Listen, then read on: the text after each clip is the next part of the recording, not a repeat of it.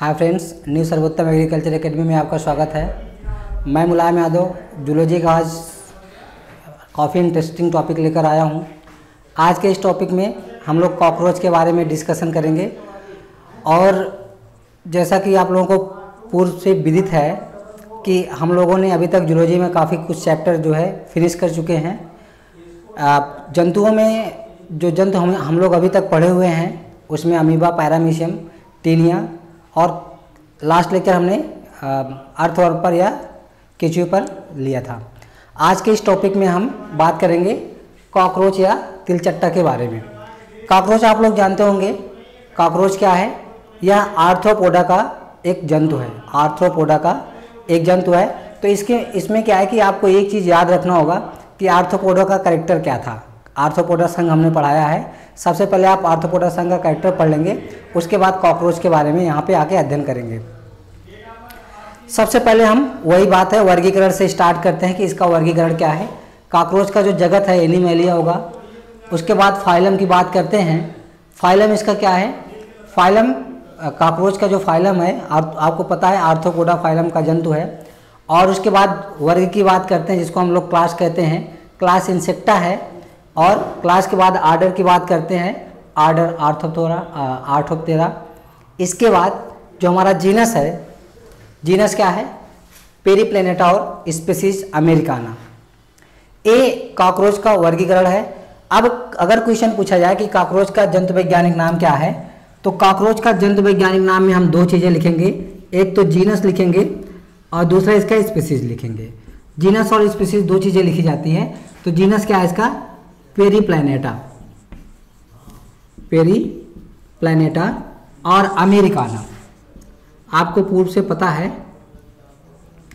कि जो स्पीसीज है उसका पहला अक्षर हिंदी में पहला अक्षर छोटे में लिखा जाता है और हम अंडरलाइन कर देते हैं। अब अगर हम इसके स्वभाव की बात करें तो यह जो है जंतु समभोजी जंतु है। अगर आप हेडिंग लिख लीजिए, क्वेश्चन लिखिएगा कॉकरोच जंतु है तो उसमें लिखेंगे यह रात्रिचर, सर्वाहारी और जंतु समभोजी। रात्रिचर, सर्वाहारी और जंतु समभोजी। अब दूसरी बात आती है कि कॉकरोच का खाद्य पदार्थ क्या है, भोजन के रूप में किसको खाता है। तो इसका जो खाद्य पदार्थ है वो कार्बनिक पदार्थ है। सड़े गले कार्बनिक पदार्थों में पाया जाता है। अंधेरे को ज़्यादा लाइक करता है। अंधेरे स्थान में गटर में आप लोग देखते होंगे वहाँ पे कॉकरोच छिपे हुए होते हैं, सदे हुए प्रकाश से दूर भागते हैं। तो ये कार्बनिक पदार्थों को जो हमारे कार्बोहाइड्रेट युक्त कार्बनिक पदार्थ होते हैं उनका सेवन करते हैं। अब हम इनके शरीर की बात करें तो जो कॉकरोच है, कॉकरोच का जो सिर है, कॉकरोच का शरीर, सिर जिसको हम कहते हैं हेड और छोटी सी नेक होती है और इसके साथ साथ में इसमें थोरिक्स होता है। थोरिक्स 3 भागों में बटा हुआ होता है, प्रोथोरिक्स, मेजोथोरिक्स और मेटाथोरिक्स। उसके बाद एब्डोमेन लगा हुआ होता है और इसमें प्रत्येक थोरिक्स से एक एक जोड़ी जो है टांगें पाई जाती हैं और यहाँ पे 2 जोड़ी नेत्र होते हैं। और इनका जो शरीर है वो यहाँ से मेजोथोरिक्स से किसके द्वारा ढका हुआ होता है, जिसको हम कहते हैं इलाट्रा। और इलाट्रा नामक जो पहला पंख होता है उसको इलाट्रा कहते हैं। उसके बाद दूसरा जो है पारदर्शी पंख होता है। 2 प्रकार के 2 जोड़ी पंख पाए जाते हैं इसमें, उसके द्वारा ढका होता है। तो इसका शरीर 3 भागों में बटा होता है। हेड जिसको हम कहते हैं सिर, और दूसरा है इसका वक्ष, हेड, वक्ष, सिर। और इसके बाद ये जो यहाँ पे आप देख रहे हैं इसको हम कहते हैं उदर। तो कॉकरोच का शरीर 3 भागों में बटा हुआ होता है, सिर, वक्ष और उदर। तो आप इसको याद रखेंगे, कॉकरोच का जो शरीर है वो 3 भागों में बटा होता है, सिर, वक्ष और उदर। अगला क्वेश्चन है कॉकरोच का बाह्य कंकाल किसका बना होता है। तो क्वेश्चन लिखेंगे कॉकरोच का बाह्य कंकाल काइटिन का बना होता है। कॉकरोच का बाह्य कंकाल काइटिन का बना होता है। अब बात यह है कि जो इसके काइटिन होते हैं छोटे छोटे स्क्लेराइड्स के बने होते हैं। उन स्क्लेराइड्स का, जिसको हम लोग कटक कहते हैं, कटक, अलग अलग नाम दिया गया है। तो पहला क्वेश्चन लिखेंगे कॉकरोच के पृष्ठतल पर पाई जाने वाली कटक या स्क्लेराइड कहलाती है, उसको कहते हैं टर्गा। टर्गा क्या कहते हैं? टर्गा। पहला हो गया टर्गा। दूसरे नंबर पे आती है कॉकरोच के पार्श्व तल पर या अधर तल पर। दूसरी बात करते हैं अधर तल पर।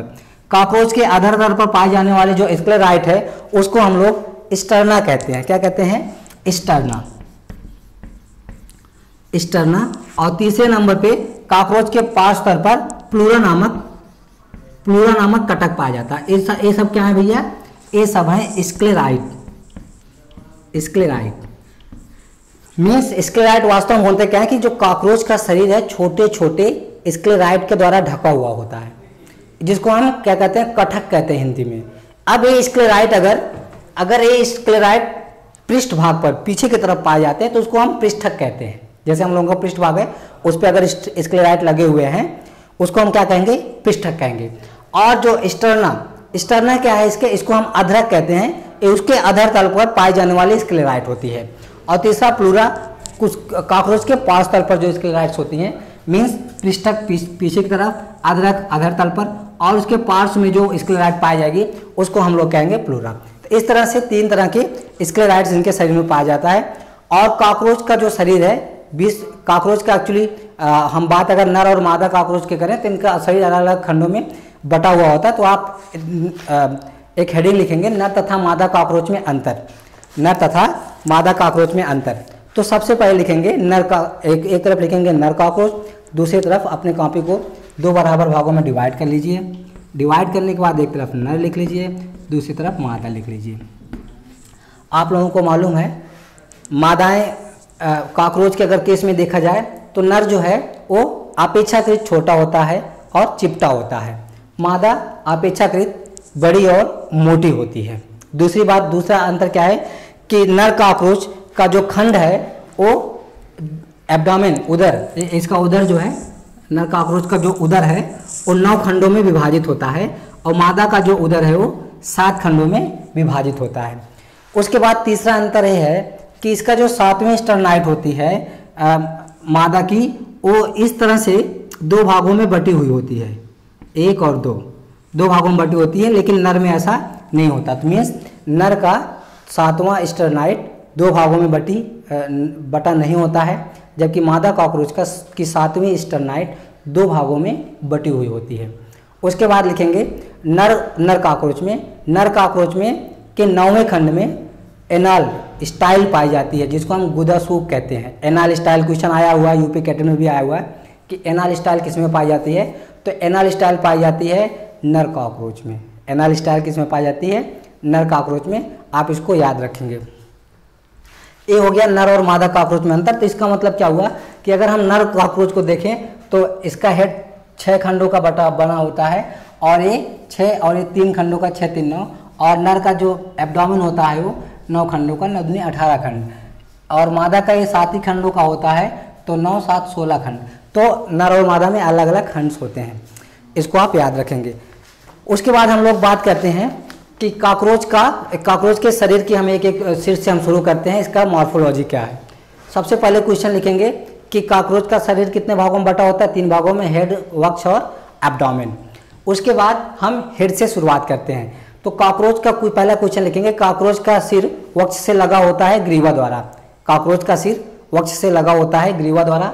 यहाँ पे छोटी सी ग्रीवा होती है, इसके द्वारा इसका सिर वक्ष से लगा हुआ होता है। ए 90 डिग्री पर लगा हुआ होता है। कॉकरोच का जो सिर का वक्ष है उस सिर है और वक्ष से 90 डिग्री पर आप देखिए इस तरह से लगा हुआ है। देखिए सीधे ये हमारा वक्ष आ रहा है, वक्ष से सीधे इसका सिर लगा हुआ है। तो ये 90 डिग्री का कोण बनाता है। ये जो कंडीशन है इसको कहते हैं हाइपोग्नेथस दशा। तो हाइपोग्नेथस दशा किसमें पाई जाती है? कॉकरोच में। हाइपोग्नेथस मीन्स कॉकरोच का जो सिर है उसके वक्ष से 90 डिग्री पर लगा हुआ होता है, जिसको हम हाइपोग्नेथस कंडीशन कहते हैं। और यहाँ पे आपको दिख रहा होगा सिर इसका। उसके बाद कॉकरोच के सिर पर एक जोड़ी एंटेनी पाई जाती है, एक जोड़ी शाखायुक्त एंटेनी होती है। अब एंटेनी के 3 भाग होते हैं, पेडिसिल, स्केप, पेडिसिल और फिलामेंट। स्केप, पेडिसिल और फिलामेंट। एंटेनी के कितने भाग होते हैं? 3 भाग, स्केप, पेडिसिल और फिलामेंट, आप लोग याद रखेंगे। एंड उसके बाद जो है एक जोड़ी संयुक्त नेत्र पाई जाती है। इसमें जो नेत्र होती है कैसी होती है? वो संयुक्त नेत्र होती है।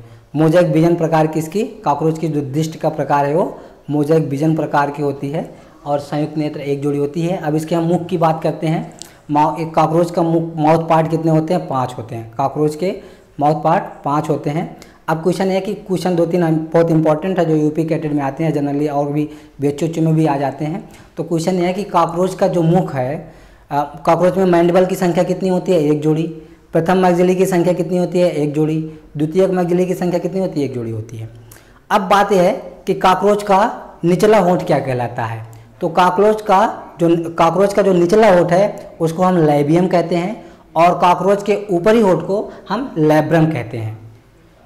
कॉकरोच के जो आँख की इकाई है उसको हम ओमेटिडियम कहते हैं। कॉकरोच के आँख की इकाई को क्या कहते हैं, ओमेटिडियम या नेत्रांशक कहते हैं। ओमेटिडियम या नेत्रांशक लगभग 2000 ओमेटिडियम मिलकर एक संयुक्त नेत्र का निर्माण करते हैं। मतलब इनकी संख्या कितनी होती है, 2000 के आसपास होती है। इसको आप याद रखेंगे, काफ़ी इंपॉर्टेंट है। इसके बाद हम कॉकरोच के सिर का जो आवरण है उसको हेड कैप्सूल कहते हैं, सिर संपुट। इसको भी आप लिख लेंगे, कॉकरोच का सिर का जो आवरण है उसको हम सिर संपुट कहते हैं।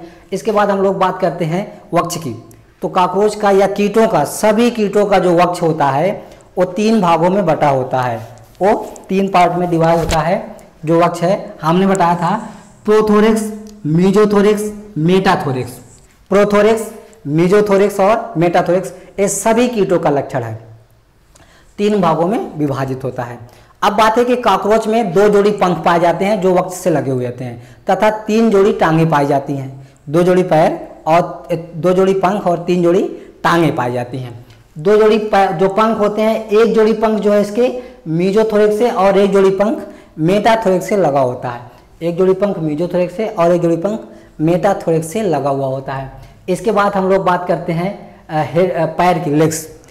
कॉकरोच में 3 जोड़ी पैर पाए जाते हैं। क्वेश्चन अगर पूछा जाए कि कॉकरोच में पैरों की संख्या कितनी होती है, तो कॉकरोच में पैर 3 जोड़ी होते हैं। कौन कौन से 3 जोड़ी पैर हैं आप उसको याद रखेंगे। जो 3 जोड़ी पैर हैं कॉकरोच में पैर लगे हुए होते हैं वक्ष से। इसको भी आप लिख लेंगे कि कॉकरोच में जो पैर हैं किससे लगे होते हैं, वक्ष से लगे होते हैं। अगर हम पैर की संरचना की बात करें तो इसका कॉक्सा होता है, बहुत इंपॉर्टेंट है, आधारीय और सबसे सुडौल पार्ट होता है पैर का। ट्रोकैंटर होता है। ट्रोकैंटर कुछ इस तरह से बना हुआ होता है। ट्रोकैंटर, कॉक्सा के बाद ट्रोकैंटर, कॉक्सा, ट्रोकैंटर, फीमर। इसके बाद काफ़ी बड़ा फीमर होता है, इसको हम फीमर कहते हैं। कॉकरोच के पैर का सबसे बड़ा भाग है फीमर। उसके बाद छोटा सा टिबिया होता है। फीमर के बाद tibia, coxa, trochanter, femur, tibia और इसका टार्सस। तो ये 5 भाग होते हैं, कॉक्सा, ट्रोकैंटर, फीमर, टिबिया और टार्सस। अब बात यह है कि जो टार्सस है वो 5 टार्सोमियर्स के द्वारा बंटा हुआ होता है, 1, 2, 3, 4 और 5। जो कॉक्सा है, जो टार्सस है 5 टार्सोमियर द्वारा बटा हुआ होता है। अंत में नखर होता है। नखर में एरोलियम की गद्दी पाई जाती है। एरोलियम की गद्दी पाई जाती है। प्लांटुली की गद्दी भी पाई जाती है। प्लांटुली की गद्दी कहाँ पाई जाती है? प्लांटुली की गद्दी अगर देखें तो प्लांटुली की गद्दी जो है वो पाई जाती है कहाँ पे? 2 टार्सोमियर के बीच में। जहाँ पे 2 टार्सोमियर आपस में जुड़ते हैं वहाँ पे प्लांटुली की गद्दी पाई जाती है। इसको आप याद रखेंगे। प्लांटुली की गद्दी और एरोलियम की गद्दी किस में पाई जाती है? कॉकरोच में। अब प्लांटुली की गद्दी और एरोलियम की गद्दी का कार्य क्या है? कॉकरोच देखिए बहुत तेजी से दीवारों पर चढ़ता है और भागता है, तो ये दीवारों पे चिपकने का कार्य करता है, जो हमारी एरोलियम और प्लांटुली की गद्दी है। फीमर सब कॉकरोच के पैर का सबसे बड़ा भाग। सबसे छोटा भाग कौन सा है? ट्रोकैंटर है। और यहाँ पर इस पर छोटे छोटे इस तरह से सूख पाए जाते हैं फीमर पे और टिबिया पर। और एक जो कॉक्सा है ये इसके वक्ष से लगा हुआ होता है। ये एक पैर की संरचना है, एक लेग है, टांग है। इसी तरह इनके 6 टांग होते हैं कॉकरोच के। तो ये पैर की संरचना हो गई। तो अगला पॉइंट लिखेंगे। इसके बाद हम लोग बात करते हैं श्वसन के बारे में। कॉकरोच क्या है? कॉकरोच में आपसी श्वसन होता है। उत्सर्जन की बात अगर हम करें तो कॉकरोच में उत्सर्जन की क्रिया किसके द्वारा होता है? मैल पिघी नलिकाओं के द्वारा। कॉकरोच में उत्सर्जन की क्रिया मैल पिघी नलिकाओं द्वारा, लेकिन श्वसन की क्रिया ट्रैकिया द्वारा होता है। श्वसन की क्रिया ट्रैकिया द्वारा होता है और उत्सर्जन की क्रिया मैल पिघी नलिकाओं के द्वारा होता है। कॉकरोच का जो उत्सर्जी पदार्थ है वो क्या है? कॉकरोच का उत्सर्जी पदार्थ यूरिक अम्ल है। कॉकरोच का उत्सर्जी पदार्थ क्या है? यूरिक अम्ल। इसको आप याद रखेंगे, कॉकरोच का उत्सर्जी पदार्थ पूछा आता है तो यूरिक अम्ल है। तो उत्सर्जन की दृष्टि से कॉकरोच जंतु कैसा है? यूरिकोटेलिक। तो उत्सर्जन की दृष्टि से कॉकरोच कैसा जंतु है? यूरिकोटेलिक या यूरिक अम्ल का उत्सर्जन करते हैं। जनरली जितने हमारे कीट होते हैं सभी कीट जो है यूरिक अम्ल का उत्सर्जन करते हैं, इसको आप याद रखेंगे। उसके बाद हम उत्सर्जन के बाद इसमें पाचन की बात करते हैं। जो कॉकरोच का आहार नाल है उसकी बात करते हैं। एक्चुअली ये कि कॉकरोच का जो आहार नाल है वो कॉकरोच के मुखाग्र से फैला होता है और मुखाग्र से लेकर गुदा तक फैला होता है। क्वेश्चन है, कॉकरोच का जो आहार नाल है वो मुखाग्र से लेकर गुदा तक फैला हुआ होता है।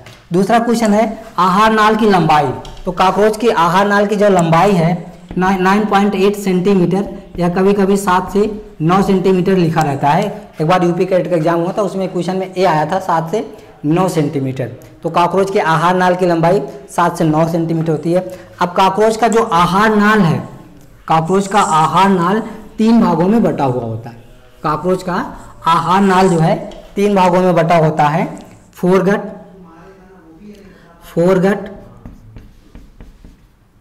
मिडगट और हिंडगट। फोरगट, मिडगट और हिंडगट कॉकरोच का जो आहार नाल है इस तरह से 3 भागों में बटा हुआ होता है।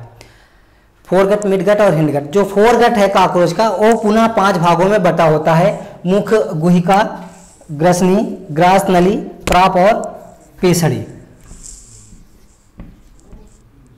मुख, गुहिका,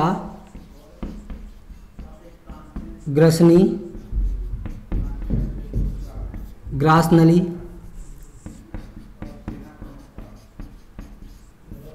मुख, गुहिका, ग्रसनी, ग्रास नली, अन्नपुट जिसको हम कहते हैं क्रॉप, अन्नपुट और एक लास्ट में है मुख, गुहिका, ग्रसनी, क्रॉप और पेसड़ी। मीन्स इसका जो फोरगट है 5 भागों में बटा होता है। मुख, गुहिका, ग्रसनी, ग्रास नली, क्रॉप और पेसड़ी। मुख, गुहिका भोज्य पदार्थों को पकड़ने का काम करता है। ग्रसनी और ग्रास नली भोज्य पदार्थों को रास्ता प्रदान करता है। क्रॉप ये भंडारण का काम करता है, भोज्य पदार्थों का भंडार का काम करता है। क्रॉप, पेसड़ी क्या है? ये भोज्य पदार्थों को पीसने का कार्य करती है। पेसड़ी का कार्य क्या है? भोज्य पदार्थों को पीसना। पाचक एंजाइम में क्वेश्चन पूछा जाता है कि पाचक एंजाइम कहाँ पाए जाते हैं? तो पाचक एंजाइम पाए जाते हैं मिडगट पर। अगर आपसे क्वेश्चन पूछा जाए कि पाचक एंजाइम कहाँ पाए जाते हैं तो पाचक एंजाइम पाए जाते हैं मिडगट पर। उसके बाद एक और है जो हमारी मैल पीघी नलिकाएं हैं। मैल पीघी नलिकाएं भी मिडगट पर भी ही पाई जाती हैं। मैल पीघी नलिकाएं कहाँ पाई जाती हैं? मिडगट पर पाई जाती हैं। अब बात आती है हिंडगट की। हिंडगट पुनः जो है 3 भागों में विभाजित होता है, इलियम, कोलन और रेक्टम। इलियम, कोलन और रेक्टम, एक 3 भागों में बटा हुआ होता है। जो कॉकरोच के पश्चात का सबसे लंबा और कुंडलित भाग क्या कहलाता है? कोलन कहलाता है। कोलन कहलाता है, ठीक है। कॉकरोच के शरीर का आंत का जिसको हम कहते हैं हिंडगट, हिंडगट का सबसे कुंडलित भाग क्या कहलाता है? कोलन कहलाता है और ये सबसे बड़ा भी होता है। उसके बाद बात करते हैं कॉकरोच में लार ग्रंथियाँ जो होती हैं, लार ग्रंथियों की संख्या होती है 1 जोड़ी। क्वेश्चन पूछा जाएगा कि कॉकरोच में लार ग्रंथियों की संख्या कितनी होती है? तो कॉकरोच में जो लार ग्रंथियाँ होती हैं, लार ग्रंथियों की संख्या 1 जोड़ी होती है। इसको आप लिख लेंगे, कॉकरोच में लार ग्रंथियों की संख्या 1 जोड़ी। कॉकरोच में किसका पाचन करता है? एमाइलीज। कॉकरोच के लार में पाई जाने वाली जो एंजाइम है वो कौन सी है? एमाइलीज। इसको लिख लेंगे, बहुत इंपॉर्टेंट है और 90% संभावना रहती है इसको आने की। तो कॉकरोच के लार में पाया जाने वाला एंजाइम कौन सा है? एमाइलीज। एमाइलीज नामक एंजाइम पाया जाता है। एमाइलीज नामक एंजाइम कॉकरोच के लार में पाया जाता है। अब बात यह है कि एमाइलीज किसका पाचन करता है? कार्बोहाइड्रेट का। एमाइलीज कार्बोहाइड्रेट कार्बोहाइड्रेट का पाचन करता है। एमाइलेज कार्बोहाइड्रेट का पाचन करता है, इसको आप याद रखेंगे। इसके अलावा और भी बहुत सारे कार्बोहाइड्रेट पाचक एंजाइम, जैसे मल्टेज है, इन्वर्टेज है ना।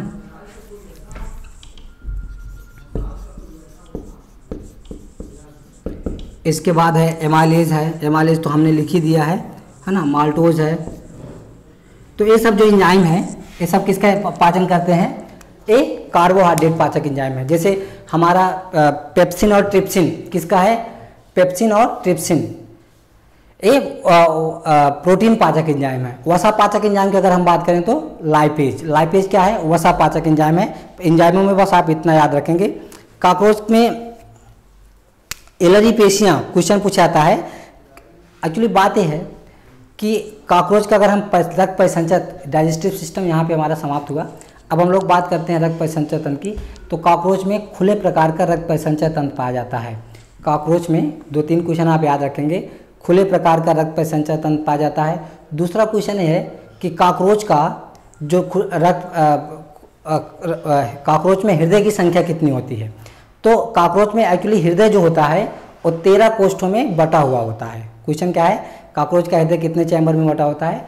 तो कॉकरोच का हृदय 13 कोष्ठों में बटा हुआ होता है और प्रत्येक कोष्ठ में एक जोड़ी छिद्र होते हैं। प्रत्येक कोष्ठ में एक जोड़ी छिद्र होते हैं 13वें कोष्ठ को छोड़कर। तो इस तरह से अब कॉकरोच का जो चैम्बर है आपस में, हृदय का जो चैम्बर है वो आपस में किसके द्वारा जुड़े होते हैं? कॉकरोच के हृदय के चैम्बर आपस में एलरी पेशियों द्वारा जुड़े हुए होते हैं। इसको आप याद रखेंगे।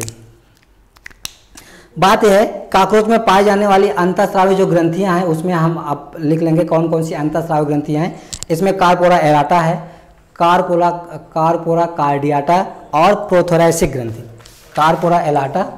कार्पोरा कार्डियाटा और प्रोथोरैसिक ग्रंथि। अब ये जो प्रोथोरैसिक ग्रंथियां हैं किसका श्रावण करती हैं? एक जुवेनाइल तथा निर्मोचन हार्मोन का श्रावण करती हैं। जुवेनाइल एवं निर्मोचन हार्मोन। अब बात इसमें यह है कि जो हमारा जुवेनाइल हार्मोन है कार्पोरा एलाटा जो है ये कार्पोरा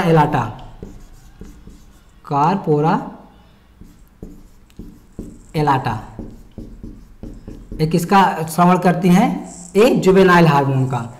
कार्पोरा एलाटा जो है जुवेनाइल हार्मोन का। और जो प्रोथोरैसिक ग्रंथि है,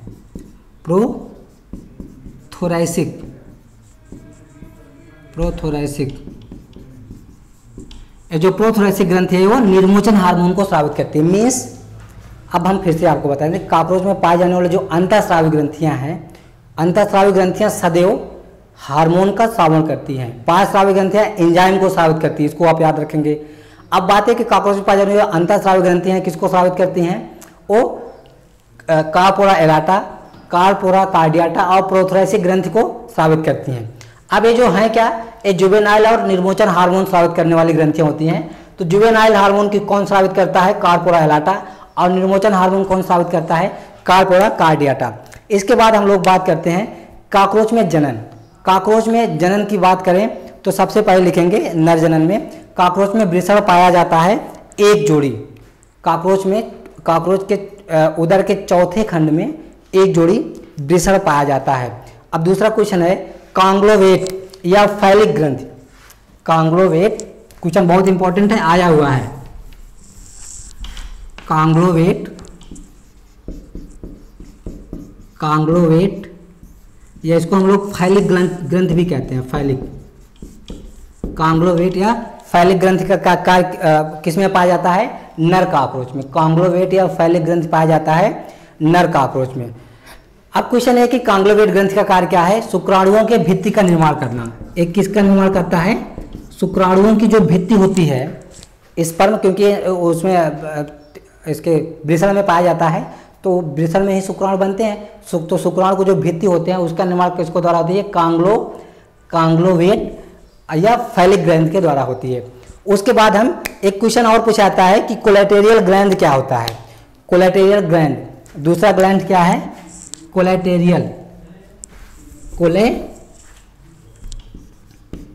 ये भी आया हुआ क्वेश्चन। टेरियल, तो कोलेटेरियल ग्रंथि जो है ये पाई जाती है मादा काकरोच में, मादा काकरोच में पाई जाती है। और कोलेटेरियल ग्रंथि का कार्य क्या है? कोलेटेरियल ग्रंथि क्या है? ये उथिका का निर्माण करती है, अंड कवच या उथिका का निर्माण करती है। अब बात है कि काकरोच में निषेचन के उपरांत अंतःनिषेचन होता है। पर दूसरा पॉइंट है कि काकरोच में अंतःनिषेचन होता है। निषेचन के उपरांत मादा काकरोच कितने, एक बार में कितने अंडे देती है? 16 अंडे देती है। निषेचन के उपरांत मादा काकरोच एक बार में 16 अंडे देती है। अब बात यह है कि इसमें अंडाशय जो है, अंडाशय उदर के 7वें खंड में पाया जाता है।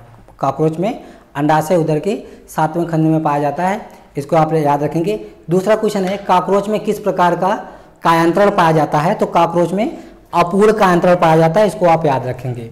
काकरोच में अपूर्ण कायांतरण पाया जाता है, इनकम्प्लीट मेटामॉर्फोसिस। ठीक है भैया,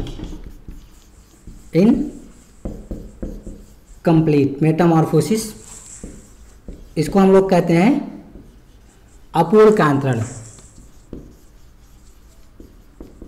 अपूर्ण कायांतरण कहते हैं। काकरोच में अपूर्ण कायांतरण होता है, मीन्स काकरोच में क्या होता है कि काकरोच की जो मादा है वो अंडे देने के बाद कुछ दिन तक इसको अपने उसके साथ पीछे पुच्छीय भाग पर ये लिए उसको घूमती रहती है। और 2-3 दिन के बाद जब थोड़ा सा समय ऐसा होता है, थोड़ा सा वैसा समय देखकर, अंधेरा स्थान देखकर वहीं पे इसको छोड़ देती है।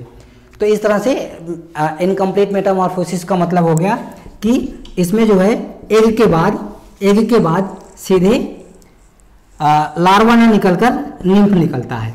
निम्फ, एग के बाद सीधे निम्फ निकलता है, उसके बाद ये एडल्ट हो जाता है। तो मीन्स इनकम्प्लीट मेटामॉर्फोसिस और कंप्लीट मेटामॉर्फोसिस का मतलब ये हो गया कि दोनों इनकम्प्लीट मेटामॉर्फोसिस में लार्वा अवस्था नहीं होती है। और काकरोच में 6 से 7 बार, 7 से 8 बार कायांतरण होता है। इसके बाद जो इसका निम्फ है वो एडल्ट में बदल जाता है। ठीक है, आज के लिए बस इतना ही, शेष नेक्स्ट क्लास में। Thank you.